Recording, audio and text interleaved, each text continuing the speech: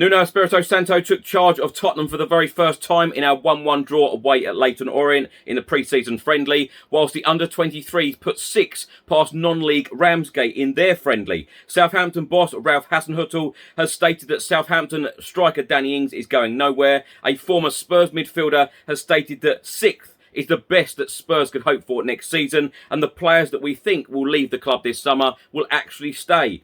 Reports are stating that Spurs are in talks with Atalanta goalkeeper Gollini, and it is now 4 weeks to the day until Spurs start the Premier League season against champions Manchester City.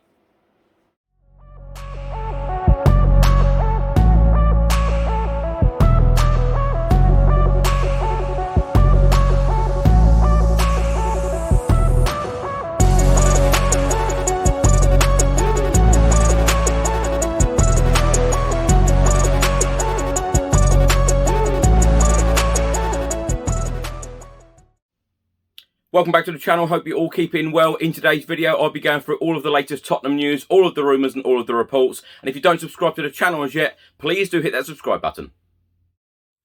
Just before I get into today's video, make sure that you download the OneFootball app for all of the live football scores, results and news, as well as getting all of the latest Spurs news on this channel. You can also see it all here. Download the OneFootball app to keep up to date with everything Tottenham Hotspur, club news, transfer news, match information, videos, tables and results from all around the world. Don't miss out, and please do let me know what you think of this app. Let's start today's video by talking about Nuno Espirito Santo's first game in charge as Tottenham Hotspur boss, and of course our first pre-season friendly. This is on the club's website. Dane Scarlett was on target as we drew 1-1 with Leyton Orient in the JE3 Foundation Trophy on Saturday afternoon. Any useful workout for the squad? Our first outing of pre-season and first match under new boss Nuno Espirito Santo. The young striker's fine finish gave us the lead in scorching heat at the Breyer Group Stadium before Leyton Orient levelled with 18 minutes remaining. Nuno named a mix of first team and under-23 players in the squad, with many of our senior campaigners still away after this summer's international action. The starting 11 for the pre-season friendly against Leyton Orient was as follows: Joe Hart in goal, and then we've got Paskotski, Carter Vickers, Eric Dyer captain the side, Cisse, John, Winks, Lucas, Dele, Bergwijn and Scarlett. Alfie Whiteman came on in the 46th minute for the whole of the second half, and then in the 64th minute Nuno made 10 changes. Lyons Foster, Fagan Walcott, Amol, Ioma, White, Bowden, Mundell, Devine, Clark and Parrott.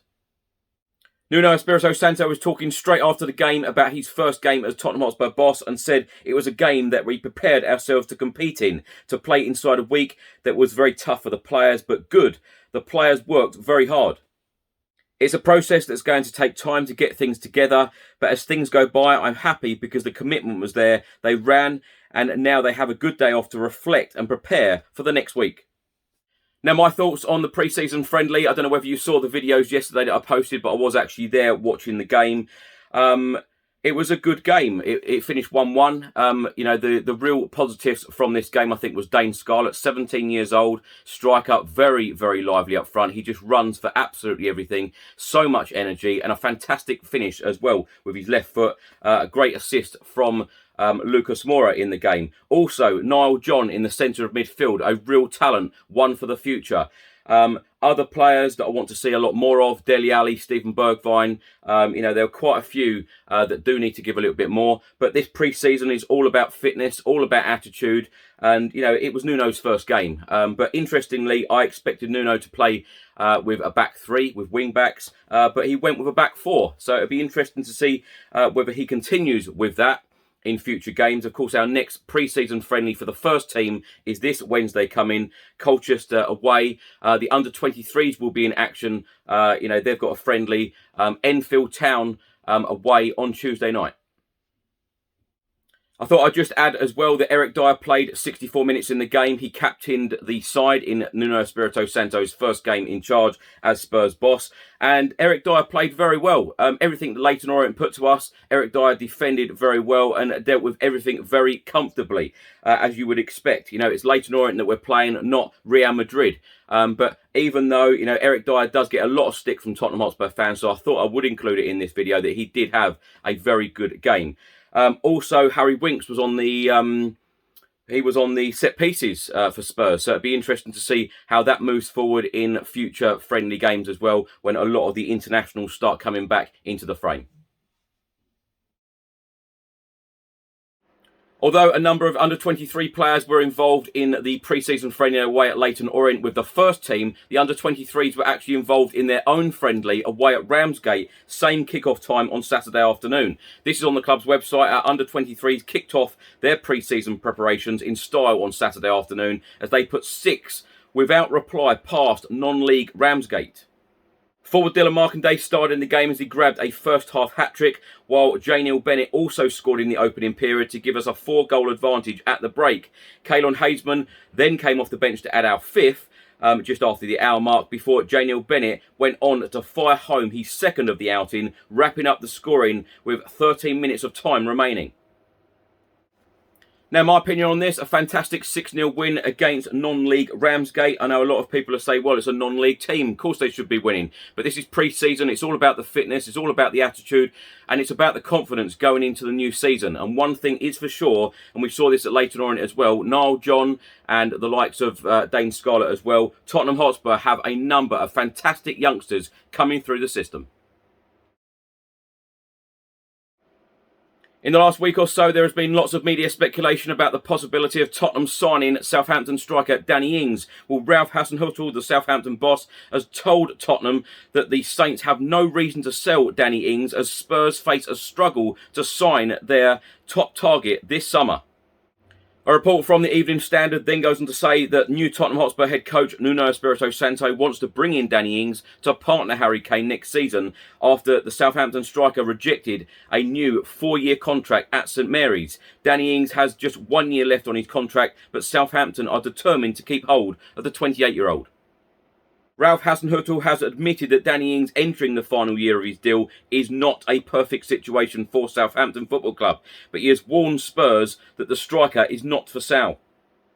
The Evening Standard then state that Southampton are also reluctant to do business with Tottenham after relations between the clubs soured due to a bad experience when negotiating Pierre-Emile Højbjerg's transfer last summer, including what Southampton perceive to be attempts to turn the midfielder's head early in negotiations, along with Chairman Daniel Levy's infamous hardball approach.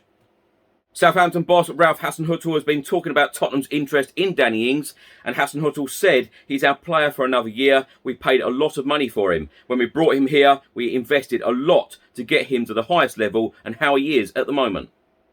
He then added, we stuck with him with all the injuries that he had. We gave him time to recover. We gave him time to perform. There is no reason for us to sell him, but it's always a risk for the player when you go into the final year without a contract.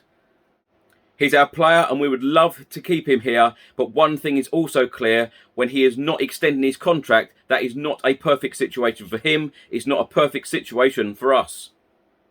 Now, my opinion on this, I've said this on this channel many times. I'm a big fan of Danny Ings, and I think Danny Ings would fit in perfectly well at Tottenham Hotspur Football Club. Danny Ings is going into his final year of contract at Southampton Football Club, and whether Southampton like it or not, I think a bid of around £20 million, and that was the figure being bandied about last week in these reports. I think that figure would get the player. I really do. So if Tottenham could get this deal done, for that amount of money would be a fantastic deal for the club. And of course, today, 4 weeks today, the Premier League starts for Tottenham Hotspur. Manchester City at home. We have yet to offload any players, and we are yet to have signed any players. So a big 4 weeks coming up for Tottenham Hotspur Football Club. Former Tottenham Hotspur midfielder Jamie O'Hara has been talking on TalkSport, and he believes that a top 6 finish would be the best that Tottenham could achieve next season under Nuno Espirito Santo. He said, I think a lot of Spurs fans will agree with me unless there's a big overhaul. O'Hara then went on to say, but what I'm worried about is that the squad is going to be the same. I just can't see there being a revamp. There's this whole thing about Harry Kane. Will he stay or will he go? But my biggest concern is the players we're still going to be left with.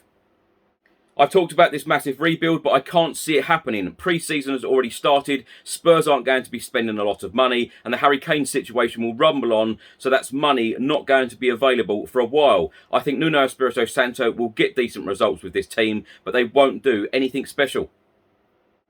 Lastly, OHara then went on to say the rest of the team needs revamping. We need new midfielders, new wingers, we need a new back four, and could probably do with a new goalkeeper because Hugo Lloris is getting older.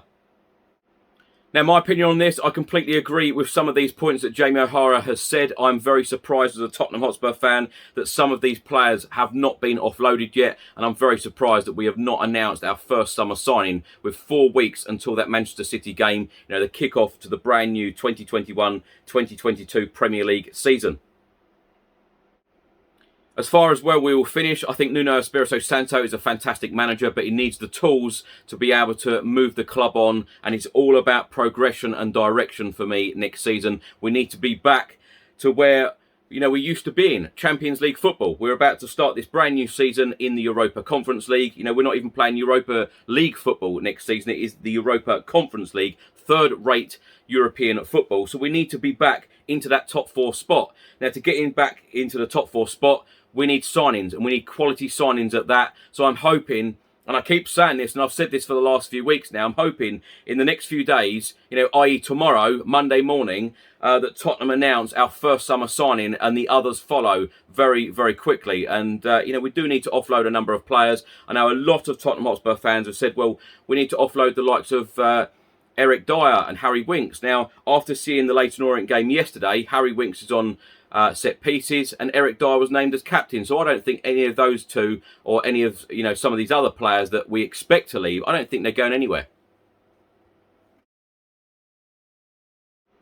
A report has been published by the Metro newspaper, and they are stating, according to reports in Italy, Tottenham Hotspur are in talks with Atalanta over a move for former Manchester United and Aston Villa goalkeeper Pierluigi Gollini.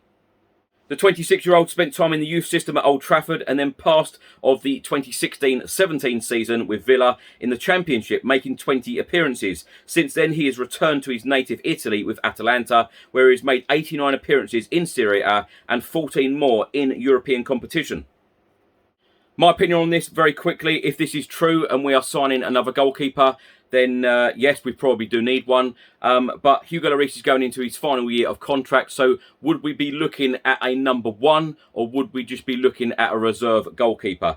But right now, I think that the priority has to be the defence, the priority has to be a backup striker and a creative midfielder for Spurs. So, as I keep saying, if a goalkeeper comes in the next couple of days, I'm hoping that all of the other signings follow. Thanks for watching today's video. I hope you enjoyed it. Please do put all of your thoughts and comments in the comment section below on everything I've spoken about in today's video. If you don't subscribe to the channel as yet, please do hit that subscribe button. Stay safe and well. Enjoy the rest of your weekend. Until the next video, come on you Spurs.